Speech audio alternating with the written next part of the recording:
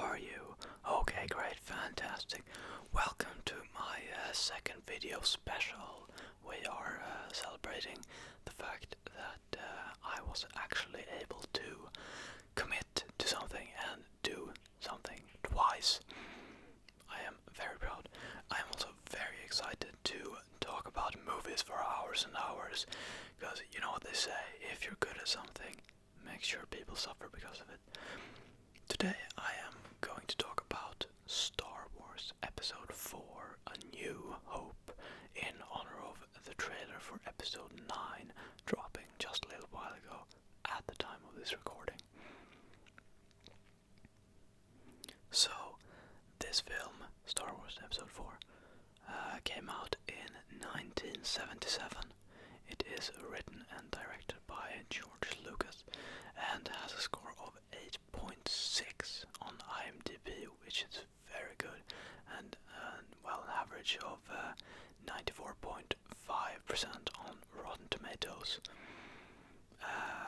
Also, as opposed to last time, this time I'm going to try to overcome my irrational fear of the Whisper Monster by whispering throughout the whole video. The problem with this is that I am disgusting, and the noises my saliva makes will probably be louder than my actual voice. So, without further ado, let's get started. You're familiar with this game, you know the rules. There are no rules. I have chosen two specific facts that I am going to discuss using a whole heap of other facts until we reach the point of absurdity and until it's so boring that you basically pass out and fall asleep. So regardless of whether that sounds like a good idea or not, let's just do it. First up, an interesting fact about Star Wars is that pretty much everyone, thought it was going to be a commercial flop. They thought it was going to bomb at the box office.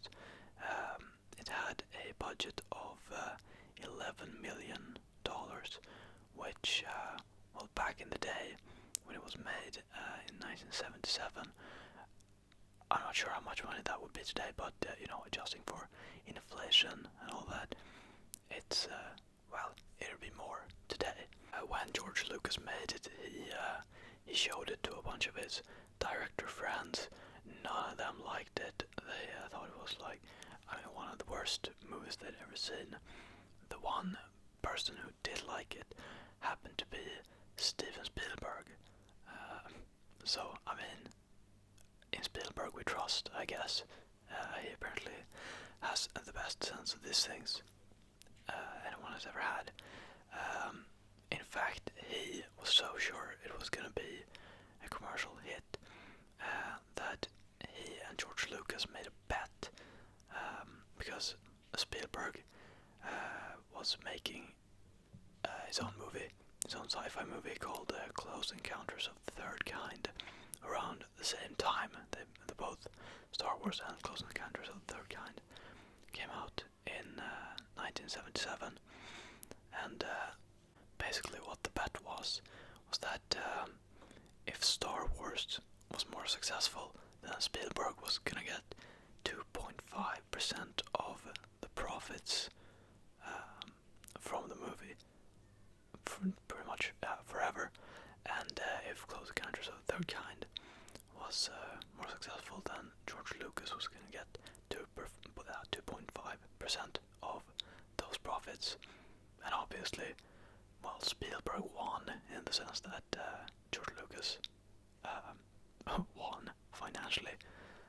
His movie was more successful, and to this day, Spielberg gets 2.5% of the profits from that particular movie, from Star Wars: A New Hope. One pretty important factor to remember was that sci-fi movies back in the day, back in the late 70s, weren't as popular as they are today.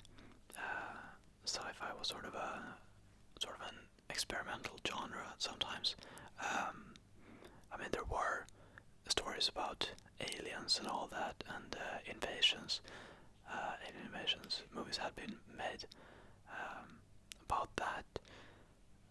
For example, Plan 9 to Outer Space, which is, well, a movie by Ed Wood, who is generally considered the worst director of all time. Well, one of them, at least. There are a lot of pretty terrible directors. But like it, yeah, that was one of them. The fun fact is that one of the first movies ever made back in the 19th century, back in the 1800s, in the late 1800s, was actually sort of a sci-fi movie where a bunch of scientists go to the moon and, well, they pretty much wreak havoc there. It's a pretty weird film, but it's pretty impressive still. It's made by Georges Méliès. And no, I couldn't pronounce that more pretentiously. George Méliès. No, I don't know how you want it. Anyway, stop pestering me about that. He had been a magician and stuff, and then he started making movies when that was like a new thing.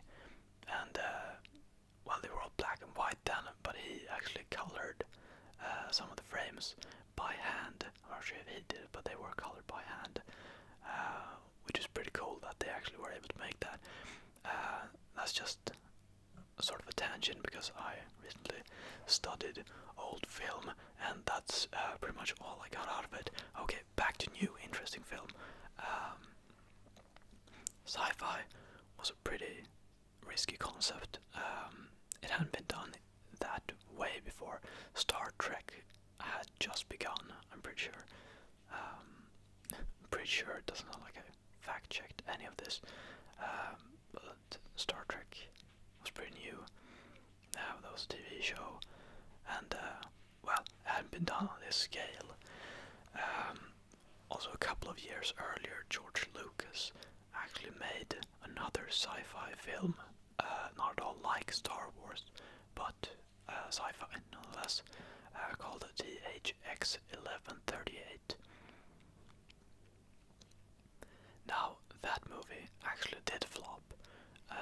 Now people study it and everything, and it's sort of a cult classic in certain certain contexts, certain places, but in certain groups.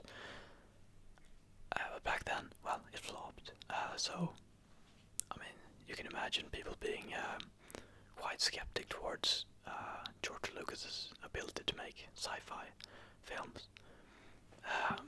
But then again, I mean, Spielberg was sure that it was gonna be a success. Spielberg was right. He still gets 2.5% of the profits for one of the, well, historically most profitable movies of all time, which is good because Spielberg really needs it. I mean, he's only the world's like second wealthiest director. I read that his net worth is around $3.7 billion, and you can never guess who the wealthiest, the number one wealthiest director of all time is. Well, that's of course George Lucas at $4.9 billion net worth. So that's, fun. Well, children are starving in Africa, and I'm starving in Sweden. Anyway, the movie went on to make over $300 million, which, adjusting for inflation, is about 1.48 billion, which is pretty impressive. It was actually the first movie of all time to make $3 million. The 3 million. Okay, yeah, that would have been pretty pathetic if no movie up until 19 1977 had made $3 million. No, $300 million. 100 times as much money. Which pretty much meant that it was the most profitable movie of all time. Then, of course, again, adjusting for inflation, the most profitable movie of all time at that time would have been Gone with the Wind. But anyway, now, of course, that's pretty much nothing. I mean, Star Wars is, The Force Awakens is the third most profitable movie of all time. So, you know, basically it makes a lot of money. Now, an interesting fact about the predicted failure of Star Wars. It was just called Star Wars back then, of course. There weren't any plans for sequels or prequels. So it was just Star Wars. It was a standalone movie. An interesting fact is that George Lucas accepted a smaller salary for his work as writer, director, I think producer as well. So, according to what I read, he accepted a smaller salary. He got about, I think, $175,000, which, I mean, I'd be okay with getting $175,000 for making a movie. I mean, I'd gladly accept that. But what he got instead was 40% of the merchandising rights to Star Wars as a whole franchise. And back then, merchandising wasn't really as big a thing as it is today. But that sort of changed with Star Wars, which means that was a pretty good decision on his part. Sorry. Hit the table. Pretty clever of the old bastard. Sorry. So, 40% of the merchandising rights. That's, well, it's pretty good, you know, today. You can imagine how much money Star Wars has made. Because, like I said, after that, many more, I mean, toys were made at a completely different rate than they were before Star Wars.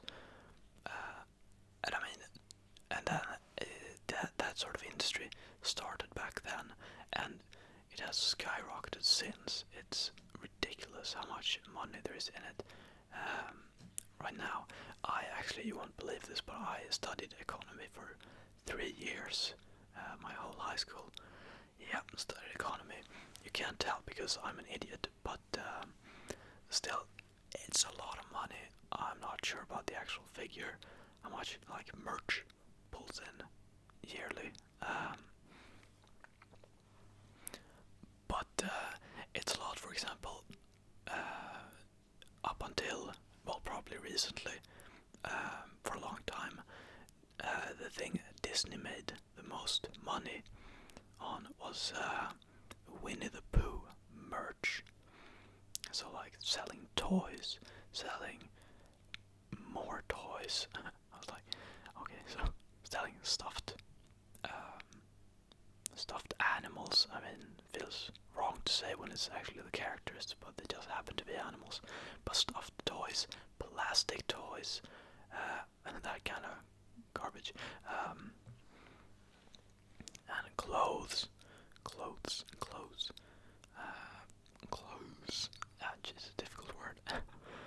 If you're not English, if it's not your native language.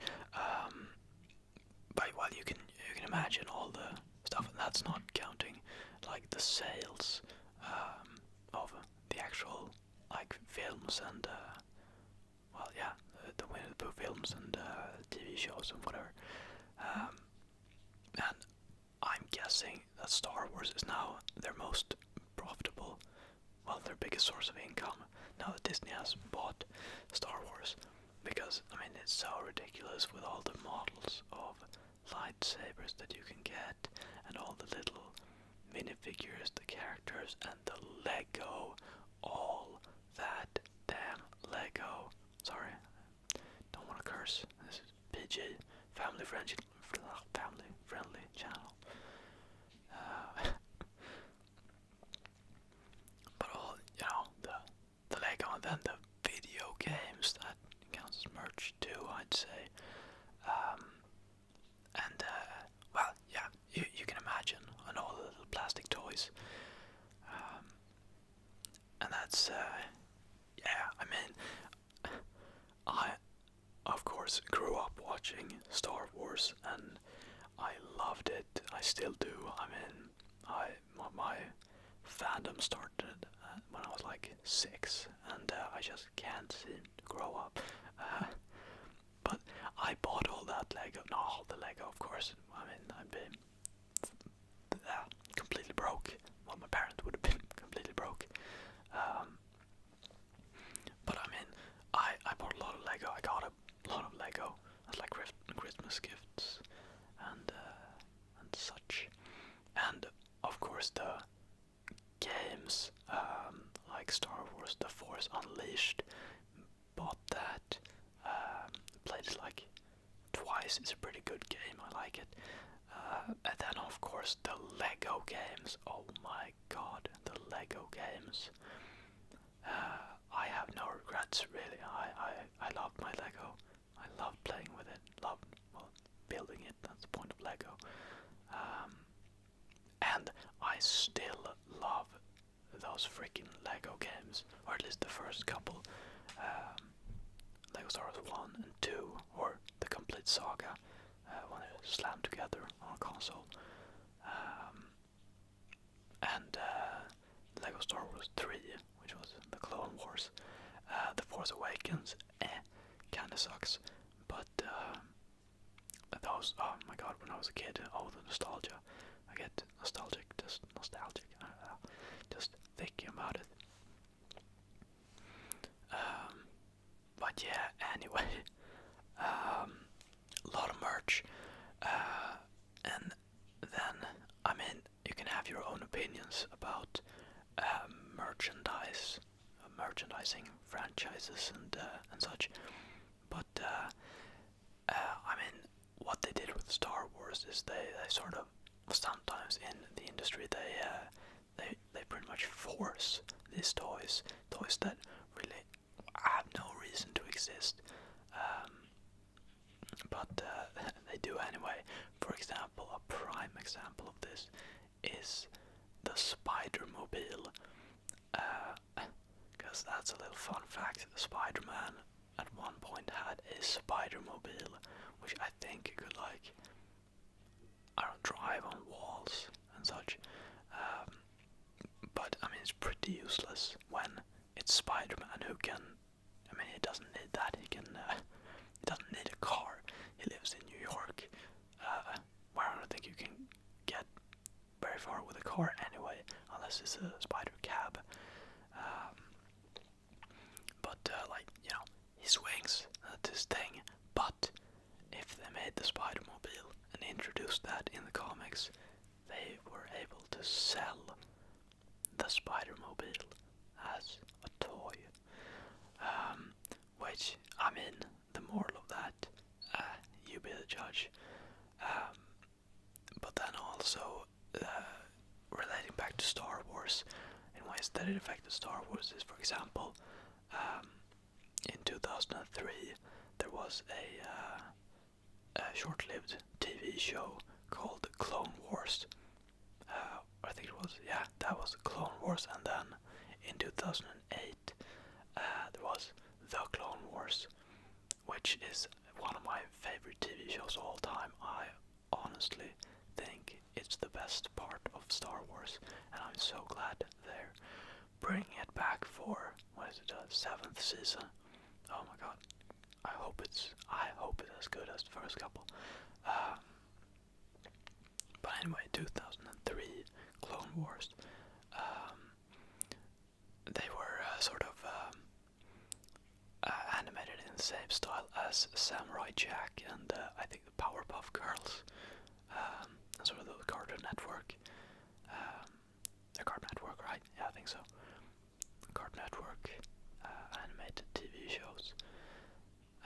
And well, it featured Anakin and Obi-Wan fighting in the Star Wars, in the Clone Wars, obviously Star Wars.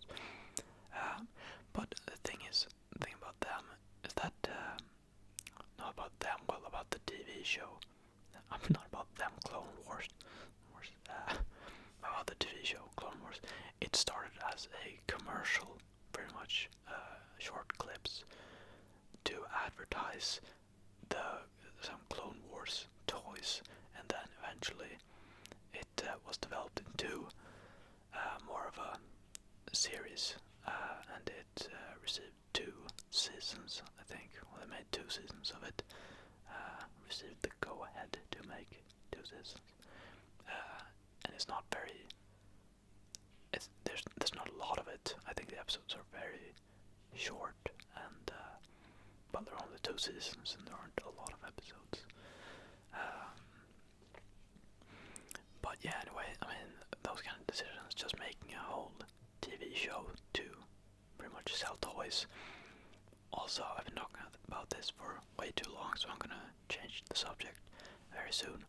But I just want to mention that, again, George Lucas got 40% of the merchandising rights. He would make 40. He would receive 40% of the profits. I imagine that's what it means, but I mean, still, yeah, 40% of the merchandising rights he owned. I mean, he probably still owns the toys and everything, and well, the profits that they make, which led to creative decisions like in Return of the Jedi. The plan was, well, a very. They were initially going to. I think that was the plan at least. But there was talk of killing off Han Solo. Now, a spoiler alert: he is killed off in The Force Awakens. But that was made 29 years later. So I mean, yeah. Anyway, he was going to be killed off in Episode 6 in Return of the Jedi, but it wasn't, because George Lucas was afraid that it was gonna hurt the sales of merch negatively. Well, you can't hurt positively. It was gonna affect negatively. It was gonna hurt the sales. Yeah. Which, I mean, I don't think the movie would have been that much better just by killing off Han Solo. It would have been interesting, but still, I mean, like I said, I'm trying not to judge, but you be the judge. Right. But that's the story of the financial side of it, I guess. Moving on. My second topic concerns the age-old question of who shot first. Did Han shoot first? Did Han shoot second? Did Greedo shoot first? Did they shoot at the same time? Well, let's get to the bottom of this, shall we? I apologize for the lack of actual facts in the last topic, but I can assure you that this one will have even fewer facts. So, in the original version of the film, the one that came out in 1997, the one that was shown in cinema, the one that made Star Wars a thing, in the original version, Han actually does shoot first, and that's confirmed. That's a fact. One of the few facts you'll be getting. During the scene, Greedo approaches him, says all the stuff about Jabba wanting his money, that he's late on the payments or whatever. I don't remember the exact dialogue. Basically, the premise of the scene is that if Han doesn't come with Greedo into, I don't know, the back where he can shoot him, or where he's gonna force him to talk to Jabba. He is gonna shoot him, and well, it's very threatening. He doesn't explicitly say that, but he has a very threatening approach to the whole conversation. Greedo, right?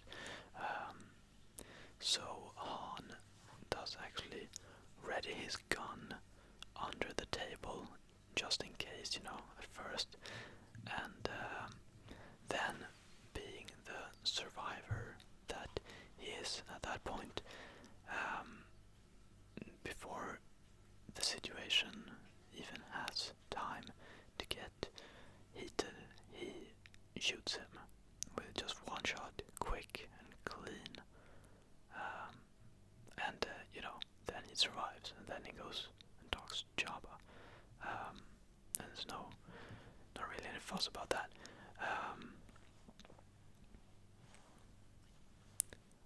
But yeah, that's what happens in the original version.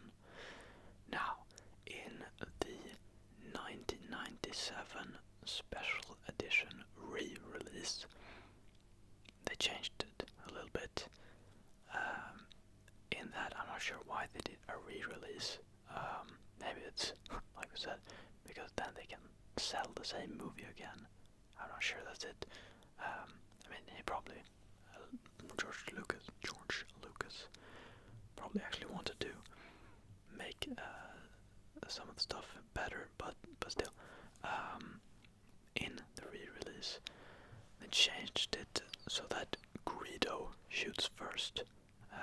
He somehow readies his gun under the table. I think he already had his gun. It was a long time. I haven't seen the movie in a long time, which I probably should have done ahead of this. But well, it can't be that professional. Why would if I actually did research? No, I'm kidding. Sorry. Anyway, in the re-release 1997, Greedo has his gun under the table, and then he shoots at Han, and totally misses, like an idiot.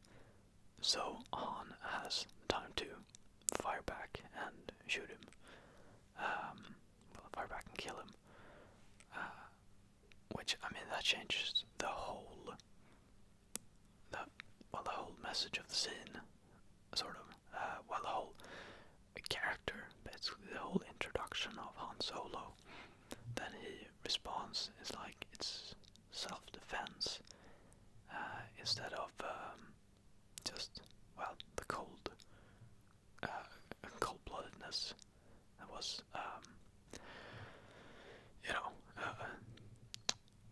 shown in the original version, pretty much, is what I'm trying to say. Now this version, of course, makes Greedo look like an absolutely terrible bounty hunter, which I read that the actor who played Greedo, was in the suit, wasn't too happy about that, because his character that he had worked so hard on perfecting for several minutes, probably. I mean, Greedo is in several seconds of that film. He just looked like a complete idiot who couldn't shoot a person sitting like one on the other side of a table from a short little table. So that, I mean, didn't really make any sense. With regards to that fact, why would Jabba send a terrible bounty hunter after Han Solo, a bounty hunter who can't even, barely hit the broadside of a barn? So yeah, that sparked some outrage and controversy among the fans. And then, in the next version, in the 2004 version,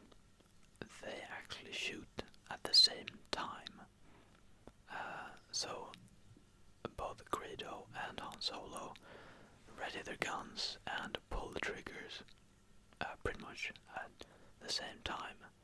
The thing is that Han apparently slightly moves his head, like to the left, I guess.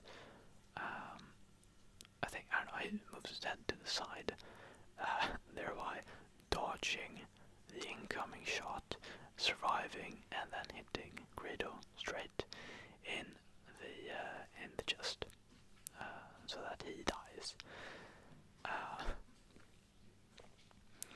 And I mean, again, that's kind of, it changes a lot about the scene, because well, first of all, it's pretty dumb. If they fired at the same time, then, like, what, that would be the same thing as Han shooting first. That doesn't affect his character.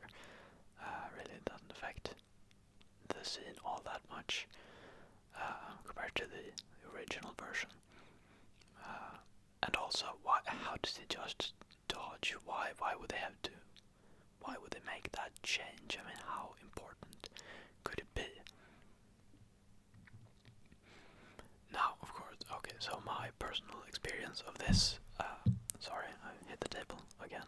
My personal experience of this is that the way I remember it, I don't exactly remember which version I grew up with, but in my mind, Han shoots first, of course, because, you know, I'm a Star Wars fanboy, and I mean, I haven't thought about it that much. I just think, well, you know, Han shot first. Okay, great, let's move on. But let's not, of course. Jesus, what do you think, you're gonna get to fall asleep? No, you're stuck here for a long time. The reason behind the controversy and the outrage among the fans is that it changed, well, primarily between the original version and the 1997 version. It changes the character of Han Solo in a pretty radical way, pretty much changes him fundamentally, because he then goes from being this cold-blooded survivor to this, I don't know what, much softer. Pretty much that he doesn't shoot until unless provoked, which, I mean, he could end up dead by doing that, and well, apparently that's not the point in the 1997 version. The point there was apparently to make him more sympathetic, because you wouldn't like him as much if in his first scene he had shot someone in the chest in cold blood. Now, the point that the fans were trying to make is that his character development is what makes it interesting. That he goes from this cold-blooded survivor to actually a noble, military general, which I can understand. I mean, that character arc is, but it's more interesting than just, he's a good guy deep down. So yeah, but George Lucas apparently likes, well, he himself has decided that the 1997 version is the correct version, and Han actually does shoot second, but well, let's just refuse to accept that and see what happens. Of course, in Solo, A Star Wars Story, if you've even seen that, a lot of people haven't, that's why it kind of flopped. I think it's actually pretty good, so fight me, but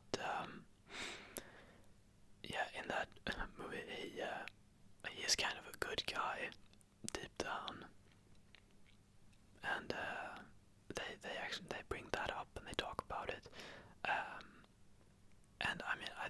actually does a good job with portraying that he, like, sure, he is morally ambiguous, sort of. He's not good or evil. He's a bit of both, you know. He's kind of a grey character. But then, I mean, we don't know what happened between A New Hope and Solo, A Star Wars Story. So we don't know how he is supposed to be, how he's supposed to develop in that. Also, in the end scene, in the well, no, not the end scene. In one of the final scenes, he, spoiler alert, does shoot someone in the chest before they have the chance to shoot him, because, well, during the course of the movie, he learns to be more of a survivor and take care of himself and you know, do what's necessary in order to survive. So I think that's pretty interesting that they did that. Okay, I think that's actually gonna have to do for this episode. Oh wait, actually want to mention one fun fact is that in A New Hope, when on the Death Star, a squad of stormtroopers, sorry, hit the table again. They charge into a room to, like, you know, apprehend the intruders, Han and Luke and Chewbacca. But on the way in through the door, one of the stormtroopers hits his head on the door because, well, it hasn't gone up into the ceiling fully. So, at first, I think in the original version that it's just, like, you can see it in the background, but in later versions, they added, oh my god, I'm saying, oh, a lot, that's not good. Anyway, they added a sound effect to it, so it actually does sound bonk when, like, he hits his head. And then, apparently they did the same thing in Attack of the Clones, where Jango Fett hits his head while entering his ship, Slave One. Yeah, that's just a little tidbit, fun fact. You probably already knew that, but you know, it's a fun detail. So that's gonna have to do for this episode. It's probably way longer than you wanted or needed. So again, if you're still listening, if you made it this far, the video sucked because the point is to get you to fall asleep. But either way, I will see you next time. I guess, well, I won't see you and you won't see me. But anyway, I'll talk to you later. We'll see what movie I do then. I haven't decided yet. But, well, I'm excited to find out, and you should be too. So, good night and bye-bye.